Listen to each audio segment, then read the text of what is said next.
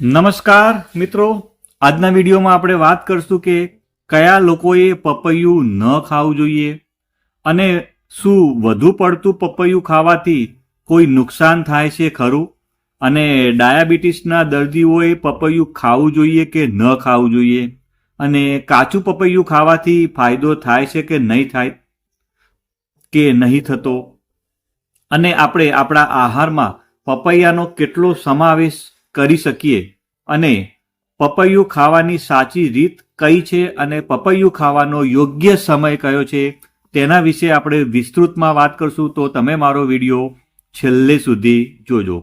મિત્રો, અત્યારની વાત કરીએ તો અત્યારે શિયાળાની ઋતુમાં સ્વાસ્થ્ય માટે અનેક પડકારો લઈને આવે છે.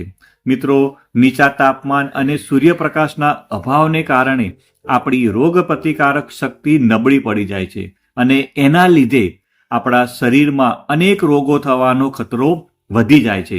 મિત્રો, આવી સ્થિતિમાં આપણે રોગ પ્રતિકારક શક્તિ વધારવા માટે આપણા આહારમાં થોડો ફેરફાર કરવાની જરૂર છે, અને આપણે આપણા આહારમાં ફળો અને શાકભાજીનો વિશેષ સમાવેશ કરવો પડશે. મિત્રો, વાત કરીએ તો આજકાલ આખા વર્ષ દરમિયાન લગભગ તમામ ફળો બજારમાં તમને સરળતાથી મળી રહે છે. મિત્રો, આવી સ્થિતિમાં કેટલાક લોકો સમજી શકતા નથી કે કઈ સિઝનમાં કયું ફળ ખાવું જોઈએ. મિત્રો, આ ફળોમાંથી એક ફળ છે પપૈયું, જેના વિશે એવી માન્યતા છે કે શિયાળામાં પપૈયું ન ખાવું જોઈએ. તેનો ખાવાનો યોગ્ય સમય ઉનાળાની ઋતુ જ છે. તો મિત્રો, આજના વિડીયોમાં આપણે પપૈયા વિશે વાત કરશું, અને પપૈયું આપણા સ્વાસ્થ્ય માટે કેટલું ફાયદાકારક છે તથા કયા લોકોએ પપૈયું ખાવાનું ટાળવું જોઈએ તેના વિશે આપણે વાત કરવાના છીએ. એ પહેલા આપણે પપૈયામાં કયા પોષક તત્વો હોય છે તેની આપણે જો થોડી વાત કરી લઈએ તો મિત્રો, પપૈયાને પોષક તત્વોનું પાવર હાઉસ કહેવામાં આવે છે. મિત્રો, પપૈયા એ એવા ફળોમાંથી એક છે જે વિટામિન સી થી ભરપૂર છે. આ સિવાય તેમાં કેલ્શિયમ, વિટામિન્સ, કાર્બોહાઈડ્રેટ્સ, ફાઇબર અને પોટેશિયમ સહિત ઘણા પોષક તત્વો હોય છે. મિત્રો, તમને વાત કરું તો 145 ગ્રામ પપૈયામાં કેટલા પોષક તત્વો હોય છે, તો તેની અંદર વાત કરું તો એનર્જી 62 કિલો કેલરી હોય છે, ફાઇબર 2.5 ગ્રામ હોય છે, કાર્બોહાઈડ્રેટ 16 ગ્રામ હોય છે, સુગર 11 ગ્રામ હોય છે, સોડિયમ વિશે વાત કરીએ તો તેમાં 11.6 મિલીગ્રામ હોય છે, પોટેશિયમ મિત્રો ખૂબ જ સરસ માત્રામાં હોય છે અને તે 263.9 મિલીગ્રામ હોય છે, અને વિટામિન સી એ 88.3 મિલીગ્રામ હોય છે. મિત્રો, વાત કરીએ તો સામાન્ય રીતે લોકો પપૈયાને ઠંડા સ્વભાવનું ફળ માને છે. આ જ કારણ છે કે તેઓ શિયાળામાં તેને ખાવાનું ટાળે છે, પરંતુ સત્ય એ છે કે પપૈયાની પ્રકૃતિ ગરમ છે અને તે ઠંડા હવામાનમાં પણ ખાઈ શકાય છે. તેને રોજ ખાવાથી ઘણી બીમારીઓ દૂર રહે છે. મિત્રો, વાત કરીએ તો શિયાળો હોય કે ઉનાળો, પપૈયું ખાવામાં આવે તો એ આપણા શરીરને ખૂબ જ ફાયદાકારક છે. મિત્રો, વાત કરીએ તો શિયાળામાં ઘણા બધા લોકો હોય છે તે ઓછું પાણી પીવે છે. તેનાથી ડિહાઇડ્રેશનનો ખતરો વધી જતો હોય છે. પપૈયામાં પાણીનું પ્રમાણ વધુ હોય છે અને આ સિઝનમાં આપણને ડિહાઇડ્રેશનથી બચાવવાનું કામ કરે છે. મિત્રો, વાત કરીએ તો આ સિવાય શિયાળામાં આપણી રોગ પ્રતિકારક શક્તિ નબળી પડી જાય છે, અને આ પરિસ્થિતિમાં પપૈયામાં હાજર વિટામિન સી અને ભરપૂર એન્ટીઓક્સિડન્ટ્સ રોગ પ્રતિકારક શક્તિને મજબૂત બનાવવામાં મદદ કરે છે. તેનાથી વાયરલ ઇન્ફેક્શન અને જે ઋતુ બદલાવાની સાથે જે રોગો થતા હોય છે ને તેની સામે આપણા શરીરને લડવાની ક્ષમતા આપે છે. મિત્રો, પપૈયામાં એસિડિટી વિરોધી ગુણ હોય છે, જે શરીરમાં કોઈ પણ પ્રકારની બળતરાને ઘટાડવાનું કામ કરે છે. મિત્રો, પપૈયામાં રહેલા ફાઇબર, વિટામિન્સ અને મિનરલ્સ શિયાળામાં બ્લડ પ્રેશરનું સ્તર જાળવી રાખવામાં આપણી મદદ કરે છે.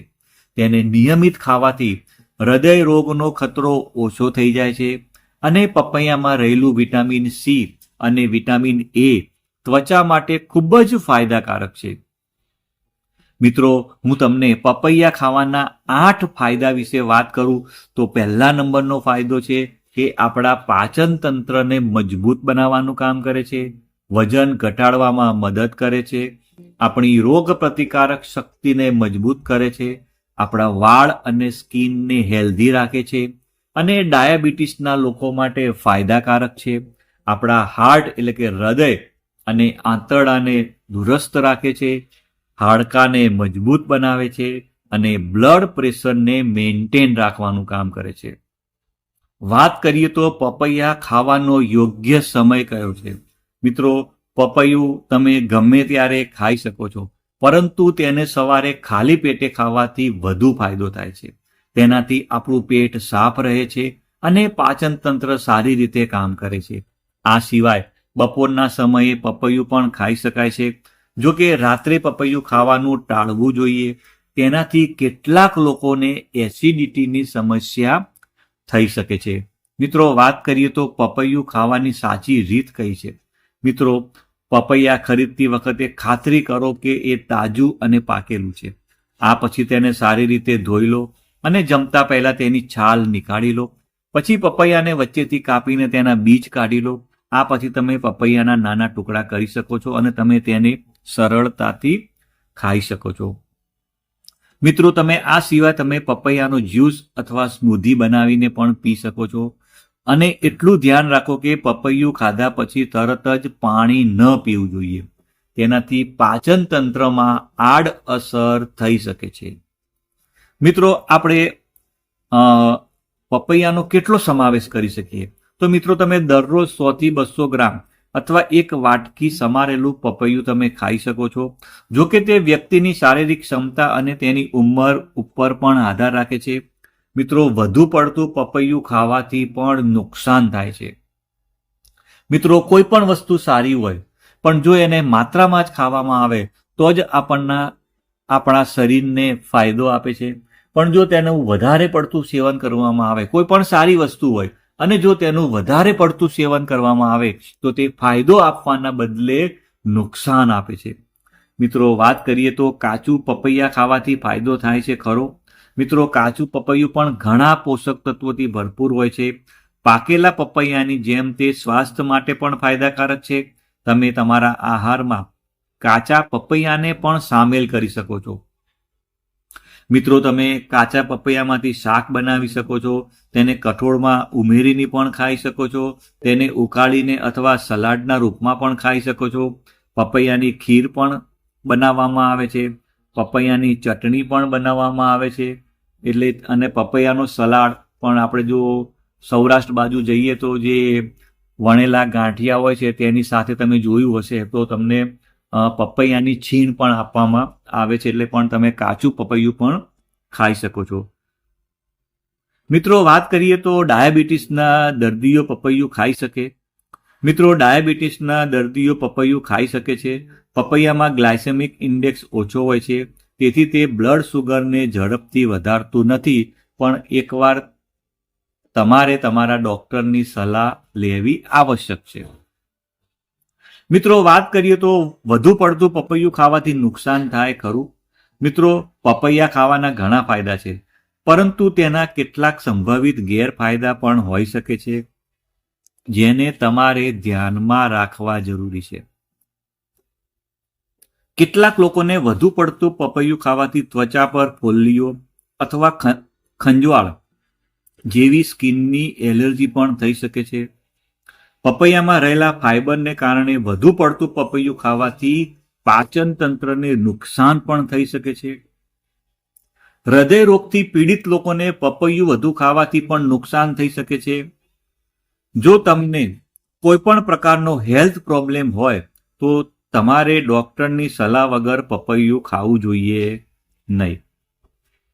મિત્રો, કયા લોકોએ પપૈયું ન ખાવું જોઈએ તેની વાત કરીએ તો મિત્રો, સગર્ભા સ્ત્રીઓ અને જે લોકોને ઝાડા, લૂઝ મોશન અને પેટના ઇન્ફેક્શનની તકલીફ હોય એ લોકોએ પપૈયું ન ખાવું જોઈએ. મિત્રો, મને વિશ્વાસ છે કે આ વિડીયોના માધ્યમથી તમે કંઈક નવું શીખ્યા હશો અને જો તમને મારો વિડીયો સારો લાગ્યો હોય તો લાઈક કરવાનું ભૂલતા નહીં અને બીજા મિત્રોને શેર પણ કરજો. આવજો મિત્રો, બાય બાય, આવજો.